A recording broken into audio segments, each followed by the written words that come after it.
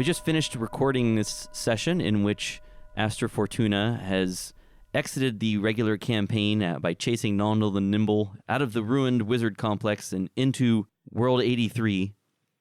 They have a few thoughts about whether he should have done that or done something else.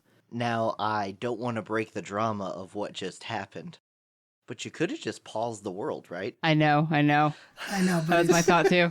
I know, I could have just paused it. You would have been stuck in But that is a good exit. That lets you do a side story to where you could probably record remotely if you wanted to, too. I guess I realized, like, you know, instead of saying, can we just pause the world, that, you know, after he goes in, maybe this is the exit, so I shouldn't say that. Right. That would Yeah, be... because I also thought that too. We can just pause the world and I can continue on these glorious adventures.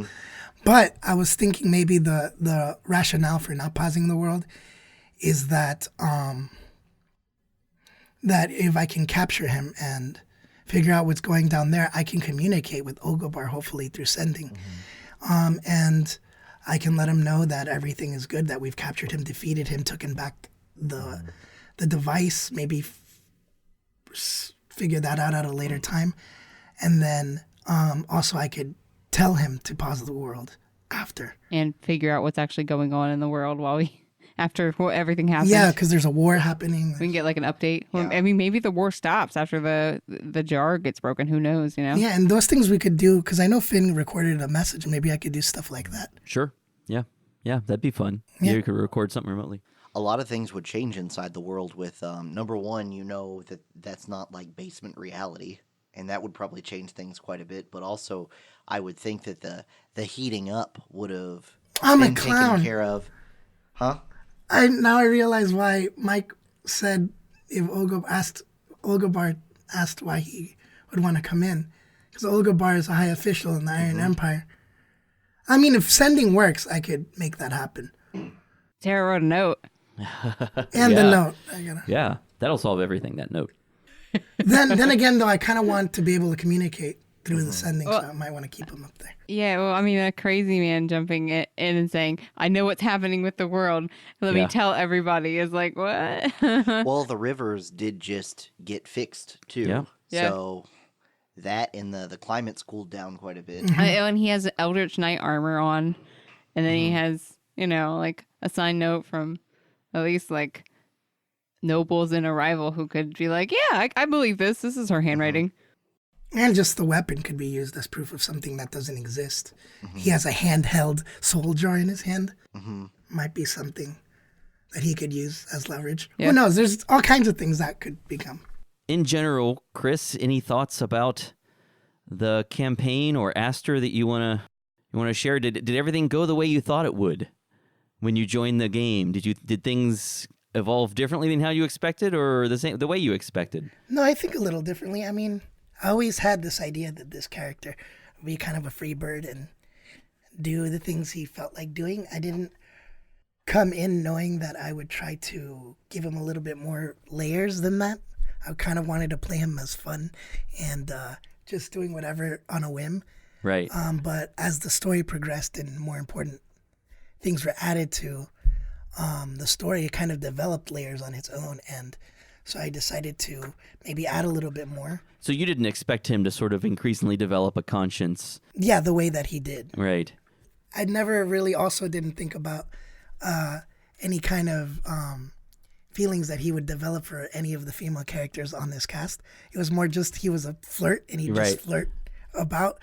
But then as he became more accustomed to the group and saw the acts of valor and the things that he saw this group do, I think it would be natural for a character who's searching for love and inclined to be romantic. To be romantic and to gear towards one of the party members. He's not real good at taking signals, I think. He's not, because he's not good at love. Right. He's just searching for it. Yeah. Well, a lot of bad insight rolls. Yeah. His wisdom is not very high. Yeah. Well, poor Aster.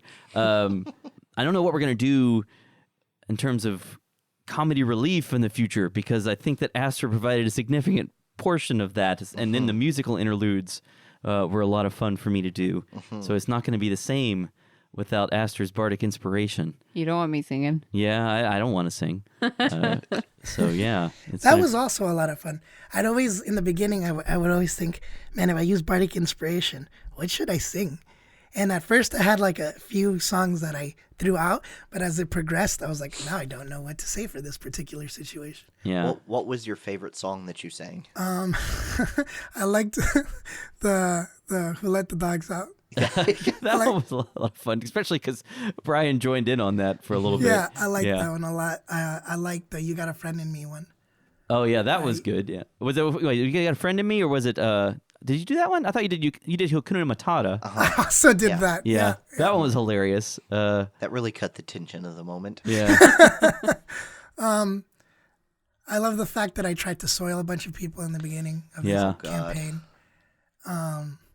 I don't know. I tried to make him a lively character. Yeah, it was a lot of fun. I'm going to miss Aster. It's not going to be the same game without him. Although hopefully we'll be able to see him again in the future. Mm-hmm. Yeah. Even if it's just a sort of a one-shot or something, or make some appearances here and there. I would love to do that. I would be open to that. I really had a lot of fun. You have something special going, Mike. I think this is memorable. I think it's special because of the players. I'm going to miss Aster. You really did a great job bringing him to life. I know that fans really like him. In fact, that picture, the art that we had for him, that post on Facebook, once I boosted it so that other people could see it, it got hundreds and hundreds of likes. People who had never even listened to the podcast loved that picture because Aster's personality comes through so clearly in it. I know whenever I'm listening to actual play podcasts and even like reading fantasy and sci-fi literature, like the battles are kind of boring after a while. Right. I like the character development, and I think Aster's character development is, to me, one of the probably I'd say the most interesting character development of any of the people that have been on the podcast so far. Like, you see him change a lot, and you see him vocalize his changes and have philosophical discussions, and that was really fun for me to hear. I also like that he. I feel like when Aster came, we had more one-on-one conversations between characters or group conversations between characters, and I think that's fun, and I hope that continues too. Yeah, that's a good point. There wasn't as much of that before he joined. Yeah, but now your group is only down to 2 players, no NPCs in the group at the moment. At the time we're recording, we're not sure if Danielle's going to be able to return as Athelflaed. Which would be a shame. Yes, it would be a shame. And where do you think the story is going, Chris? So we have 2 great players here that kind of weave an interesting narrative just on their own for the decisions that they make for things to happen in your story. And so I don't know, these guys, Tara and Paxton here, they make these fun, exciting decisions that kind of, I feel like sometimes kind of flip the way that your story is leaning. For sure. And I'm excited to see what they decide to do within those moments that you give them. I think they're going to eventually become heroes in this new world, and they're going to do a lot of things that they didn't even know existed, and they're going to see so many incredible things and vanquish incredible creatures and defeat unimaginable odds. And I think when they come back, they're going to be very different from when they left the jar. And I think that will be an interesting thing to experiment with whenever they see their family and their friends again when they return to World 83, or if they even decide to return. Maybe they make everybody from that world come out, and maybe that's where the story is heading. But I wouldn't know. I'm excited to see how it turns out. And I know you guys are going to make it fun and exciting. I'm always going to be a listener of this podcast. Well, thank you. Thank you for being a participant. Any other thoughts or questions? Not really. I'm going to miss you guys. Yeah, it's not going to be the same without you at the table. Mm-hmm. Who am I going to stare at the whole time? Yeah. Josh is a new person, yeah. I will say that my feelings about Aster definitely changed throughout the podcast recording, because I remember the first session where you introduced yourself and you were like, Aster Fortuna, Bard Extraordinaire. I was like, oh man, one of these people. Like loud and boisterous and everything. And I'm like, I don't know if this is going to fit really well. But the more I got to know you and, seeing Aster interact with people, the more it became like a really necessary comedy relief, and the more that I really came to appreciate those moments where you're giving the big speeches and that kind of thing, and like psyching everyone up to go do something, and just generally being a good bard. Yeah, it's always weird to me. I hear people say they don't like bards, and I see memes online about, the bard is this terrible character. Everyone hates the bard. I think a character like Aster is great. If a bard is like Aster Fortuna, how could you not want that in your party? I mean, not just hilarious and fun, but useful. Not everyone role plays bards as well as he does, Yeah, though. yeah, that's true. But Aster is also kind of a powerhouse. I mean, he can do a lot. He can even inflict a lot of damage. With those swords. I tried to be as useful as I could be without trying to be too aggressive, because I am a bard and I'm a smooth talker, and that's, I think, his preference. But he can throw down when he needs to. Mm-hmm. Yeah. We just lost our tank.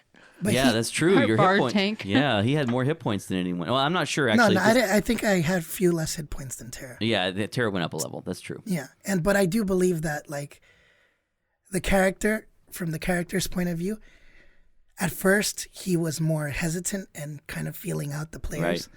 But as it progressed, he had an undeniable, unshakable trust for them, and so he believed in that Terra would be able to get in those heavy hits, right, and defend the bard and defend the cleric.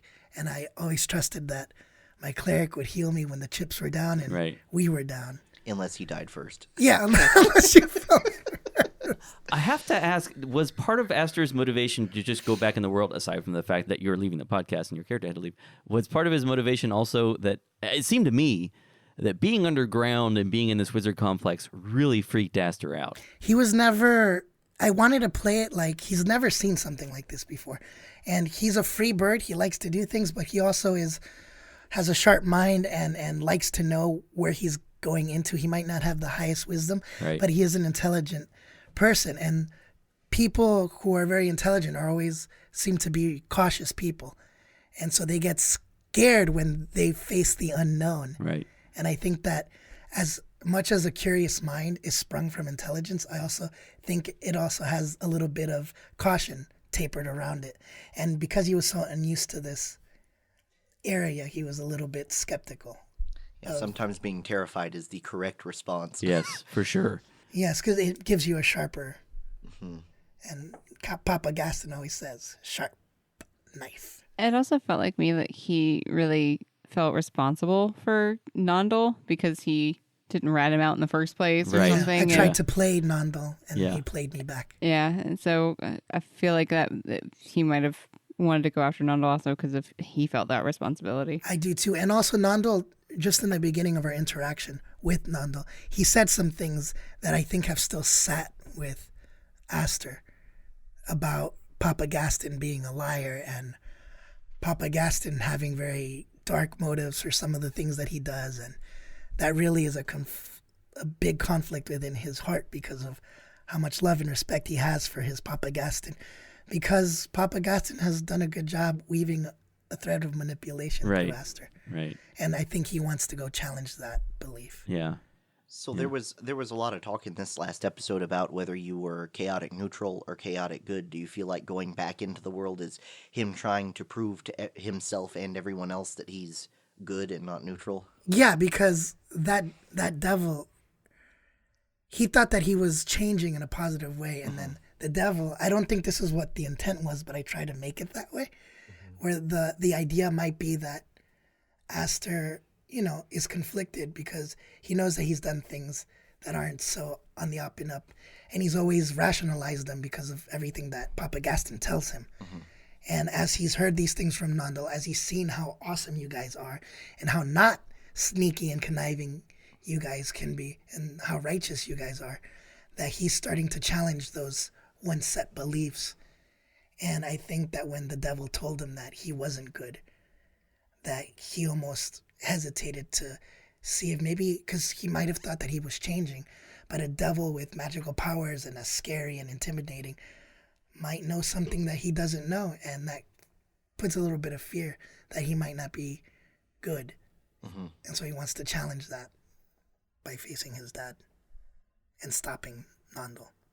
So if we can, we will record a separate one-shot thing, maybe with Josh, before you have to leave. If we can figure out a time that would work for everyone, where maybe we can find out what happens after Aster jumps in, and maybe we can resolve that. Anyway, well, thanks, Chris, for being part of the podcast. I hope you will continue to be part of it in whatever way we can figure out. Thanks, everyone, for listening, and we'll talk to you next time. How do you end a thing like this? I don't do this sort of thing. Any final words? Aster Fortuna, Bard Extraordinaire, is heading out. I hope I've entered your hearts, and you'll remember the awesomeness that was this bard. Peace out, friends. Perfect.